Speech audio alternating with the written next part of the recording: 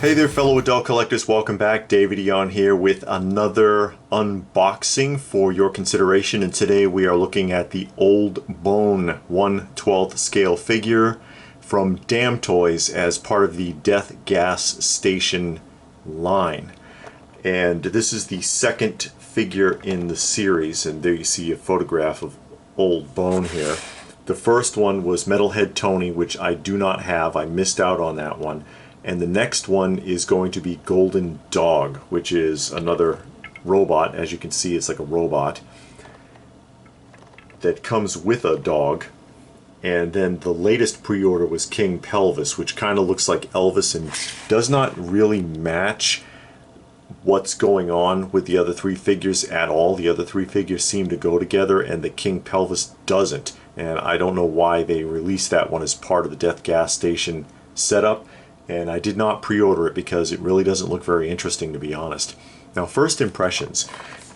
First impression is just how small and light this packaging is. And just to give you an idea here, I do have a scale just to show you that I'm not making this up. All in, you're looking at about 6 ounces. That's about 6 ounces right there. So even repacked, if you were to put this in another box, you could still ship this out for first class mail prices. It's cheap. The packaging is very skimped and it's very thin. This is like cereal box cardboard. So they skimped a lot on the packaging, and I'm hoping that for the cost of these figures, because they are what you would expect for 1/12 scale action figure as far as prices, that they put the effort, or the money if you will, into the figure itself, since they cut back so much on the packaging. I mean, there's really not even artwork except for a photograph of the figure on the back. The packaging, quite frankly, is really rather lackluster. And that's another topic of discussion. If you've been watching me long enough, you know that I'm a fan of box and card art, and when it's lacking, I notice it. And I notice that this is very light, very cheaply constructed, and lacks any type of art, really. So hopefully the figure is not a reflection of the packaging. So we're going to go ahead and open this up, and I'm opening this for the first time. I'm going to see it as you see it. So we'll go right ahead and break the seal, which is right there. It's just a round sticker. Carefully break the seal here. There we go. And then carefully open up the flaps. Insert something inside and just give it a twist so you can pull those edges out without putting a bend in the center of the cardboard. Often you get a pinch point across here when you're not careful. Here's our figure. There is some paperwork.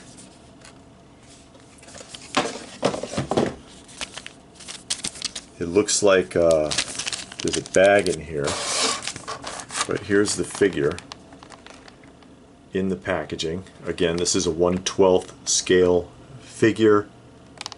It's got some extra hands, some accessories, but we'll get him out of there and check out his posability and other such things. So there's a bag. This is something that Mezco likes to do. They give you a little Ziploc bag to put accessories in.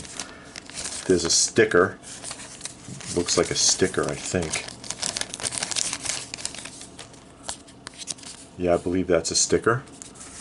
And a booklet. Oh, it's a little comic. Okay. So it's a little comic book, and that looks like Metalhead Tony, which again is the first figure in this set with Old Bone. It's a very short comic. Is there anything in the back? No, there's nothing on the back. Okay, so it's just a really, really almost Sunday strip kind of a comic there, I guess, to try to establish characters. Well, we'll go ahead and we'll get him out of there and set him up and take a look at him. And here we are back with Old Bone out of the package, and just for measurement, you can see here that he is just a hair under 6 inches tall. He's billed as being 1/12 scale. It even says it on the box there. 1/12 scale action figure 2020, which I guess is when this went up for pre-order. But we'll go ahead and we'll look him over here really quickly, and then we'll test his articulation, and then we'll bring him into the museum room and pose him with the other 1/12 scale figures and see how he looks.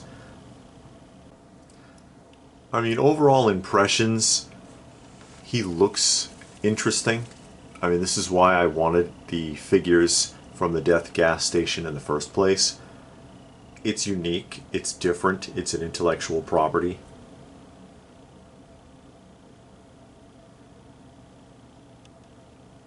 And I thought it was different.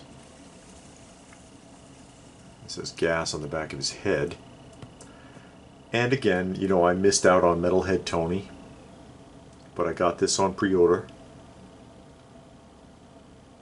And I've got Golden Dog on pre-order also. But I did not pre-order King Pelvis because I think that the King Pelvis figure looks kind of goofy and doesn't fit with the other 3 figures at all. Metalhead Tony, Old Bone, and Golden Dog look like they belong together, and King Pelvis just doesn't, in my opinion. You know, maybe you pre-ordered it and you like it, and you know, that's fine. To each their own. But again, this is Old Bone, 1/12 scale. Take a look at his accessories.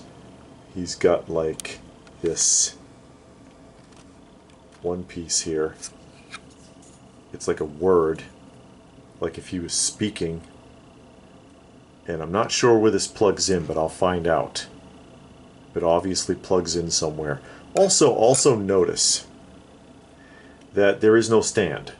He does not come with a stand, so that's another corner cut as far as the expense to the company. Here's a hat. It has a vintage looking gas can on the patch there. It's got foam inserts, I guess, to help it to fit onto his head. It is not magnetized. This is vinyl. This is like a soft vinyl. There's a pump, and again it looks like a vintage style gas pump with tubing, and there is wire in the tubing. I don't know where this connects to. Perhaps it attaches to the backpack, because he does have a backpack. He has a flask and a wrench, and they are die cast. These are die cast metal parts. And he does have, or is supposed to have, functional pockets. I guess these can go into, and I will show that here momentarily. This is not a functional wrench, but it is die cast. I don't believe it's a functional wrench. It doesn't seem to be doing anything, so I'm going to assume it's not.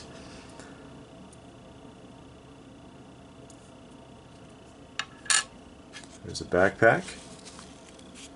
Or a side pack. Actually, it's a side pouch, not a backpack. So, chunk of foam in there. This is Velcro closure, and it barely seems to work. It doesn't really attach. This is the male and female Velcro, the soft part and the toothy part, but they don't stay closed. The buckles are non-functional.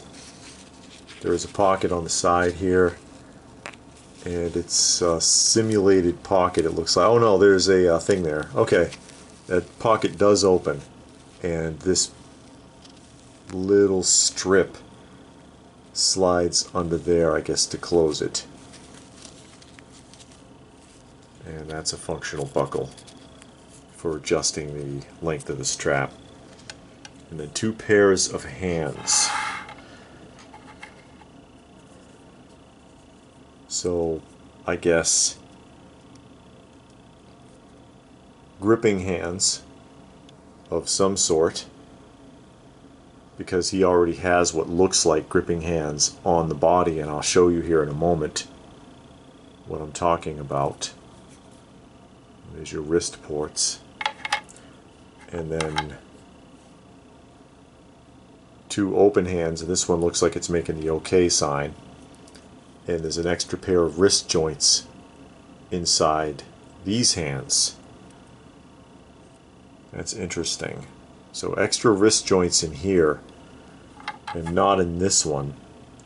I guess that's just how they're storing the extra wrists, for in case you break these, because they do look pretty thin, and that is a common problem with 6th scale and 12th scale figures, is that these stems tend to break. So let's take a good look at old bone here. There's a bit of separation there. I guess that's supposed to be a mouth. Yeah, look at that. That's strange how that neck joint works. And his head came right off. It just popped off. It's very loosely attached. I can get that back on without a problem. But the hinge under his head right there to make his, I guess, mouth movement is a die-cast part, die-cast in plastic. It's very interesting how they did that. I don't see where that word part goes to make him talk unless he's supposed to hold this sign. I thought there might be a hole or something, but I don't see anything. His arms are very thin. That's arms up, forward, double jointed elbow, no forearm rotation, but he does have bicep rotation. Of course, this is all mixed media. You see he's got a shirt. There's some kind of patch there. He's got his overalls. This is another Velcro piece. There's a little piece of foam in here, I guess, to give it some depth. That Velcro seems to work better than it did on the bag. Side to side. Limited, although that's not too bad. Ab crunch.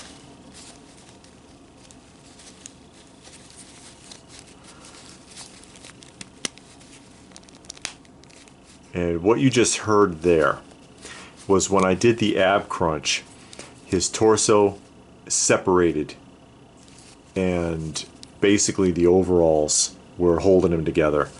And I just took a chance and pressed it back together, and when you heard that snap, that was the torso reconnecting.